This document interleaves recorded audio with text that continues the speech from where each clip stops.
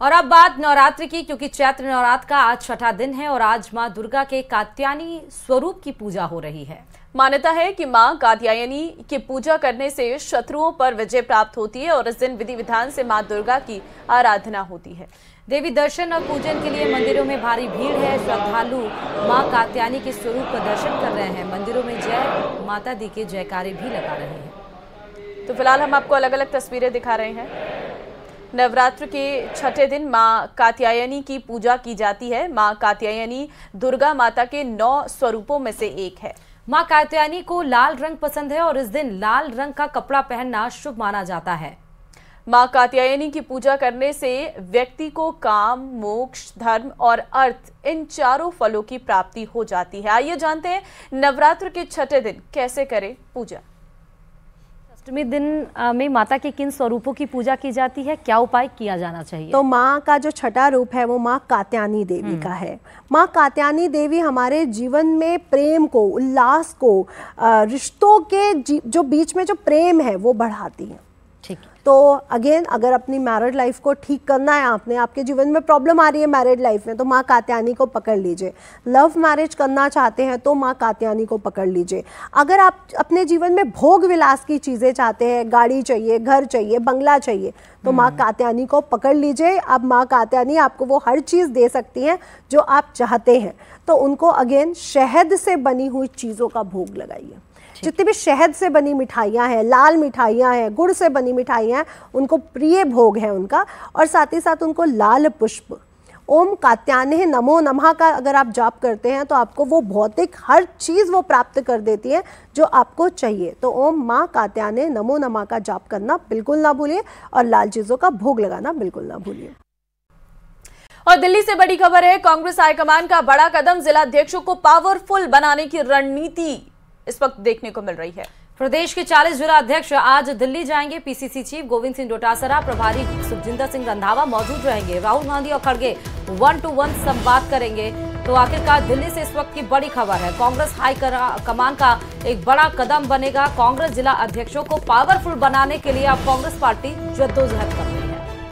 बिल्कुल, आपको बता दें 40 के 40 जिला अध्यक्ष आज जाएंगे दिल्ली। आपको बता दें कि आज जो है राजस्थान के जो जिला अध्यक्ष हैं वो दिल्ली जाएंगे। पीसीसी चीफ गोविंद सिंह डोटासरा, प्रभारी रंधावा भी इसमें मौजूद रहने वाले हैं। राहुल गांधी और खड़गे 1-to-1 संवाद करते हुए नजर आएंगे। कांग्रेस हाईकमान का ये बड़ा कदम यहाँ पर देखने को मिल रहा है। इससे पहले दो बैठकें हो चुकी हैं जिसमें कांग्रेस की तरफ के जिला अध्यक्ष हैं अलग अलग प्रदेशों के, वो पहुंचे थे और आज राजस्थान के सभी जिला अध्यक्ष पहुंचेंगे। जिला अध्यक्ष को पावरफुल बनाने के लिए कांग्रेस की अगली रणनीति देखने को मिल रही है, क्योंकि कांग्रेस जिस तरीके से लगातार अन्य राज्यों में भी हार का सामना उन्हें करना पड़ा है, कांग्रेस जिस तरीके से टूट रही है, कांग्रेस को मजबूत करने के लिए जिला अध्यक्षों का एक अहम कदम हो सकता है। और चलिए अब बात कोटा से बड़ी खबर की, जहां रिश्वत लेते हुए 2 कांस्टेबल गिरफ्तार कर लिए गए हैं और आज कोर्ट में पेश भी इनको किया जाएगा। आपको जानकारी दे दें कि आज कोर्ट में पेश होंगे रिश्वत लेने के आरोपी कांस्टेबल। एसीबी ने रिश्वत लेते किया था गिरफ्तार। 2 कांस्टेबलों को रिश्वत लेते हुए गिरफ्तार किया गया था। 10,000 की रिश्वत लेते दोनों को पकड़ा था। बनवीर आचार्य और मनीष जांगिड़ दादाबाड़ी थाने में तैनात हैं और मारपीट के मामले में परिवादी के बेटे को बचाने की एवज में इन्होंने घूस मांगी थी। एसपी विजय स्वर्णकार ने कार्रवाई को अंजाम दिया था और आखिरकार 2 कांस्टेबल को गिरफ्तार किया था। जिनको गिरफ्तार किया गया था उन्हीं 2 कांस्टेबल को आज कोर्ट में पेश किया जाएगा। आज दिनांक 2 अप्रैल को दादाबाड़ी कोटा शहर थाने के 2 कांस्टेबल्स को 10,000 रुपये की रिश्वत लेते हुए रंगे हाथों गिरफ्तार किया गया। परिवादी द्वारा शिकायत दी गई थी कि उसके पुत्रों के विरुद्ध दादाबाड़ी थाने में मुकदमा दर्ज है और उस मुकदमे में आरोपी के पुत्रों को बचाने की एवज में आरोपियों द्वारा रिश्वत की मांग की जा रही है। हमारे पास जब शिकायत आई थी तो उसकी पुष्टि कराई। सत्यापन के दौरान ये सुनिश्चित हुआ कि आरोपियों द्वारा 30,000 रुपये की मांग परिवादी से की जा रही है। उसी के कंटिन्यूएशन में आज ट्रेप कार्रवाई का आयोजन किया गया और जो 2 कांस्टेबल्स हैं बनवीर आचार्य और मनीष जांगिड़, इनको परिवादी से 10,000 रुपये लेते हुए रंगे हाथों गिरफ्तार किया गया। सर, परिवादी भी उन्होंने इतना परेशान कर दिया कि उसको मजबूरन एसीबी में आना पड़ा। लगातार दबाव बना रहे थे कि सर इस तरह से परिवादी के जो 2 पुत्र हैं उनके खिलाफ मुकदमा दर्ज था और उसी में उसको परेशान किया जा रहा था। और चलिए सीकर से बात करते हैं। सीकर की कोतवाली थाना पुलिस ने 2 इनामी बदमाशों को गिरफ्तार किया। आरोपियों ने दिन दहाड़े सीकर शहर में वारदात को अंजाम दी थी। दिन दहाड़े हत्या करने की कोशिश के मामले में फरार चल रहे 10,000 रुपए के इनामी बदमाशों को गिरफ्तार कर लिया गया है। आरोपी जीन माता मेले के दौरान दर्शन करने के लिए आए हुए थे। रास्ते में पुलिस ने उन्हें दबोच लिया। पुलिस इन दोनों आरोपियों से पूछताछ कर रही है। तो ये है वो दोनों आरोपी, दोनों इनामी बदमाश गिरफ्तार किए गए हैं। 10,000 के इनामी बदमाशों को यहाँ पर गिरफ्तार किया है। पुलिस ने 2 इनामी बदमाशों को गिरफ्तार किया है, जो तस्वीरों में आपको नजर भी आ रही हैं। हत्या करने की कोशिश के मामले में फरार चल रहे थे। उप मुख्यमंत्री दिया कुमारी गंगापुर सिटी के दौरे पर रहीं, जहां उन्होंने नवीन सड़क निर्माण कार्यों का लोकार्पण किया।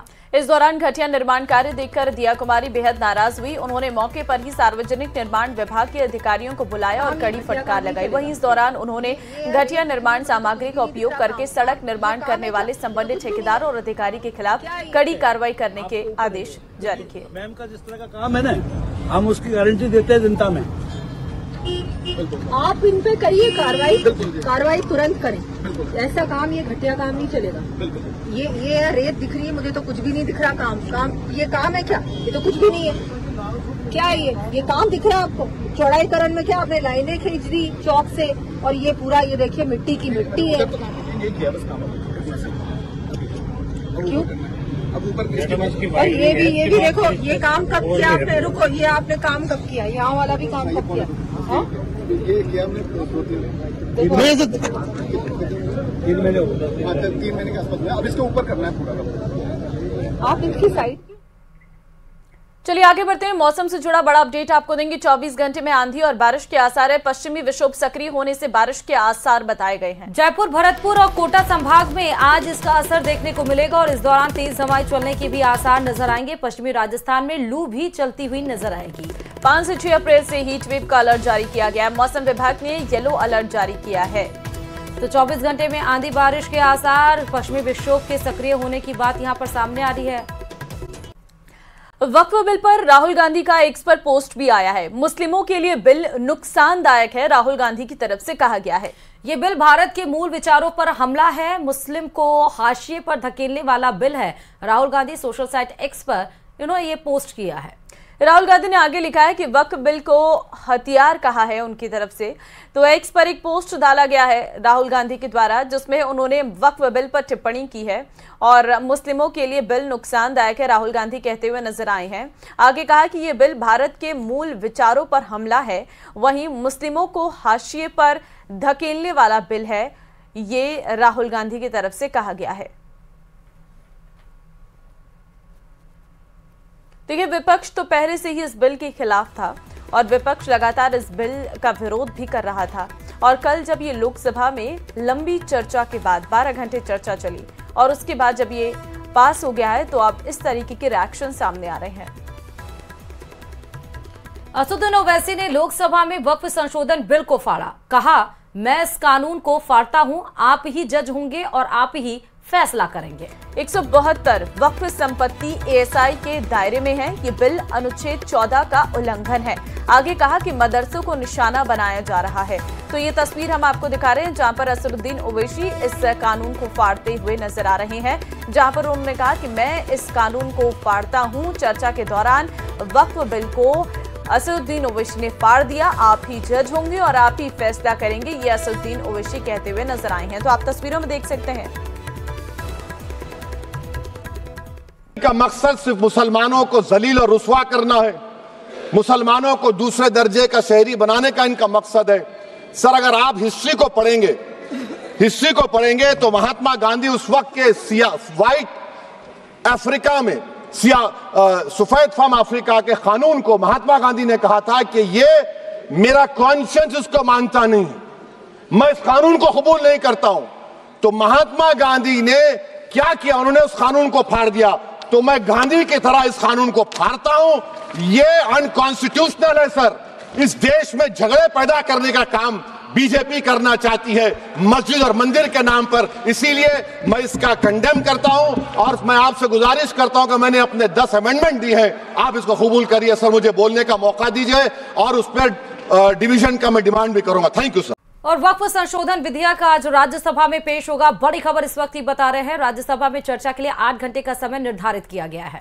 देखिए, लोकसभा में वक्फ संशोधन विधेयक पास होने के बाद सरकार इसे राज्यसभा में पेश करेगी। दोपहर 1 बजे से राज्यसभा में इस बिल पर चर्चा शुरू होगी। राज्यसभा में बिल पर चर्चा के लिए कांग्रेस को करीब 45 मिनट का समय मिलेगा, और जिसमें पार्टी के प्रमुख नेता वक्फ बिल के विभिन्न पहलुओं पर अपनी राय रखेंगे। बीजेपी की तरफ से सुधांशु त्रिवेदी, बृजलाल राधा मोहन दास अग्रवाल, गुलाम अली खटाना हिस्सा लेंगे। कांग्रेस की तरफ से अभिषेक मनु सिंघवी, इमरान प्रतापगढ़ी बोलेंगे।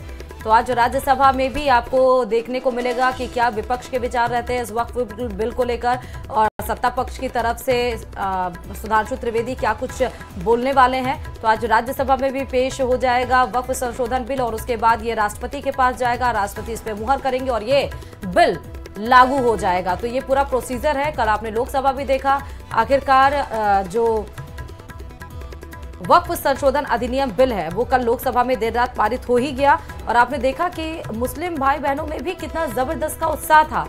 वो इस बिल के लाने की वजह से कितने ज्यादा खुश थे, और हो भी क्यों ना, क्योंकि इसमें जो पिछड़े मुसलमान थे, चाहे वो बोहरा समुदाय के मुस्लिम हो, चाहे वो आगा खानी इस्माइली मुसलमान हैं, उन सबको इसमें सम्मिलित किया गया है। तो दोपहर 1 बजे से आज चर्चा शुरू हो सकती है। सूत्रों के हवाले से खबर है आज राज्यसभा में वक्फ संशोधन बिल पेश होगा, और आज भी 8 घंटे दिए गए हैं इस बिल पर चर्चा के लिए। वक्फ संशोधन विधेयक लोकसभा से पास हो गया है। 12 घंटे से अधिक समय तक चली मैराथन चर्चा के बाद लोकसभा ने वक्फ संशोधन बिल 2025 लोकसभा में पारित कर दिया गया। स्पीकर ओम बिरला ने चर्चा पूरी होने के बाद वोटिंग कराई, और इस विधेयक के पक्ष में 288 और विपक्ष में 232 वोट पड़े। रात 2 बजे वक्फ संशोधन बिल लोकसभा से पास हो गया, और बीजेपी के सहयोगी दल जेडीयू और टीडीपी ने बिल का समर्थन किया। उससे पहले सदन में गौरव गोगोई, ओवैसी समेत कई सदस्यों की ओर से लगाए गए संशोधन खारिज हो गए हैं।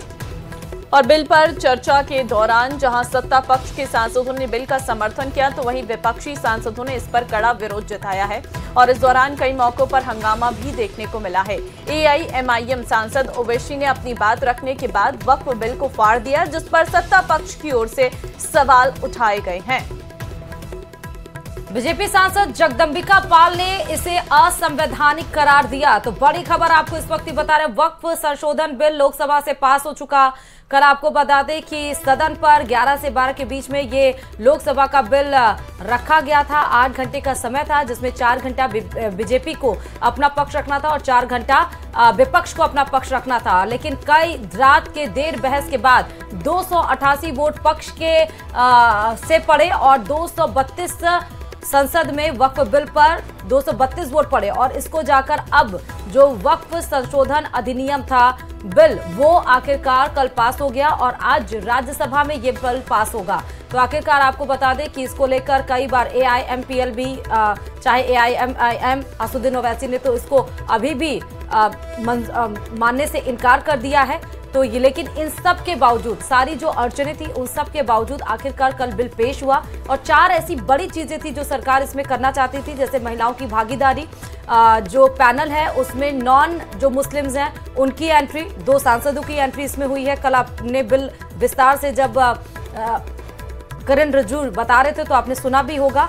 और इसमें आप ट्रिब्यूनल कोर्ट में, अगर कहीं कोई जमीन है जिसपे मस्जिद है, वो शख्स ट्रिब्यूनल कोर्ट में अपील कर सकता था, लेकिन नए बिल में आप ट्रिब्यूनल कोर्ट के अलावा अगर ट्रिब्यूनल कोर्ट आपके हक में फैसला नहीं देता है तो आप हाई कोर्ट भी जाकर इसमें अपील कर सकते हैं। तो कुछ ऐसी चीजें जिसमें जो और लोग थे जो इस बिल के खिलाफ थे, जो विपक्ष था, वो ये कह रहा था कि मुस्लिमों के अधिकार उसको भ्रमित किया जा रहा है, उनको छीनने की कोशिश की जा रही है, जबकि इस बिल के जरिए सरकार ये कह रही थी कि हम अधिकारों को सुनिश्चित कर रहे हैं।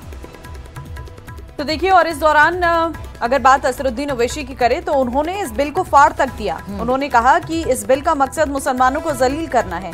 मैं गांधी की तरह वक्फ बिल को फाड़ता हूं। बिल फाड़ने के बाद ओवैसी संसद की कार्यवाही छोड़कर चले गए, और गृह मंत्री अमित शाह ने कहा है कि वक्फ में गैर इस्लामिक नहीं आएगा, ऐसा कोई प्रोविजन भी नहीं है। वोट बैंक के लिए माइनॉरिटीज को डराया जा रहा है। तो वहीं इस दौरान अमित शाह का भाषण भी काफी जो है जोर शोरों से सुना गया था। आपको बता दें कि इस बिल को केंद्र सरकार में शामिल टीडीपी, जेडीयू और एलजेपी ने अपना समर्थन दिया है।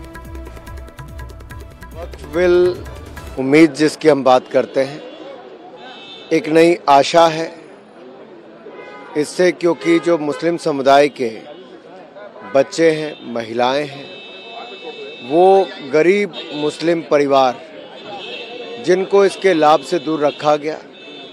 पिछले 75 वर्षों में 60 वर्ष कांग्रेस की सरकार रही और 1995 के बाद 2013 में जब इसमें संशोधन किए गए तो इतनी ताकतें दे दी गई कि मात्र 200 लोगों के हाथ में है 2 लाख करोड़ रुपए से ज़्यादा की संपत्ति, 9 लाख एकड़ से ज़्यादा ज़मीन, और यही नहीं, जिस जमीन से लगभग 12,000 करोड़ रुपए साल की कम से कम आमदन हो सकती थी सच्चर कमेटी की रिपोर्ट के अनुसार, यानी कि पिछले 20 सालों में 2.5 लाख करोड़ रुपए से ज़्यादा अब तक कमाई हो गई होती, गरीब मुसलमान भाई और बहनों की भलाई हो गई होती।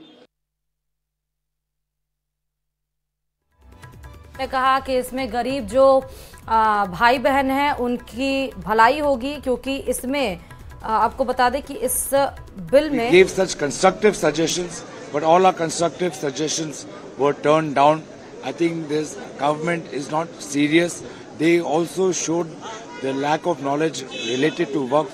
There are many things they were spreading false propaganda on, but most importantly, we will be vigilant to ensure that this law is not misused to create further law and order situation in the country. Gogoi को सुन रहे थे और विपक्ष लगातार oppose करता रहा। और अगर बात करें ओवैसी जी, जो इस सर्विस उन्होंने उसको बिल को फाड़ा और उन्होंने कहा कि ये अनकॉन्स्टिट्यूशन है, क्या कहेंगे इसको? ये देखो, ओवैसी खुद को मुस्लिमों को मसीहा बनने की कोशिश वो कर रहे थे। कांग्रेस से ज़्यादा मैं विरोध किया। देखो, मैं ये बिल फाड़ दिया, ये दिखाने के लिए उन्होंने ये नाटक सभागृह में किया। अब देखें कि तृणमूल कांग्रेस हो, समाजवादी पार्टी हो, कांग्रेस रहने दो, डीएमके रहने दो, वो माइनॉरिटीज़ की आगे का लीडर कौन, किसके पीछे माइनॉरिटी आ सकती है, ये दिखाने के लिए सब ये नाटक कर रहे थे। वो माइनॉरिटीज़ को दिखाने के लिए कि हम ही आपका मसीहा है, और ये लड़ाई उनमें आपस में फ्यूचर लीडर एस्टेब्लिशमेंट के लिए थी। लेकिन जिस तरीके से इस बिल को फाड़ा गया, बोला गया कि ये सेट एजेंडा है बीजेपी वालों का और उनके जो सहयोगी हैं, उस पर क्या कहेंगे आप? देखो, विपक्ष ने विपक्ष का काम किया है, वो सही बोल ही नहीं सकते ना कि बाबा ये सही है, सही काम किया है। सिर्फ गुमराह करने के लिए, मुस्लिम माइनॉरिटी को गुमराह करने के लिए इसी तरह की सब भाषण हो गए, इसी तरह के जो पैतरे थे उनके उसी तरीके थे, सब नाटकबाजी थी। आप तो कमेटी के मेंबर हैं और आप जिस तरीके से लगातार ये कहा जाता है कि नहीं सुना ही नहीं गया, इस पर क्या करेंगे? नहीं, जो आदमी जो कमेटी का मेंबर भी नहीं, वही उसी तरह का भाषण सभागृह में कर रहे थे। देखो, कमेटी में सबका सुना, कम से कम 40 के ऊपर कमेटी की मीटिंग्स हो गई। सुबह 11 बजे चलने वाली मीटिंग 8, 9 बजे तक मीटिंग चलती थी शाम तक। सबका सुना, सबको बहुत टाइम दिया। ओवैसी ने भी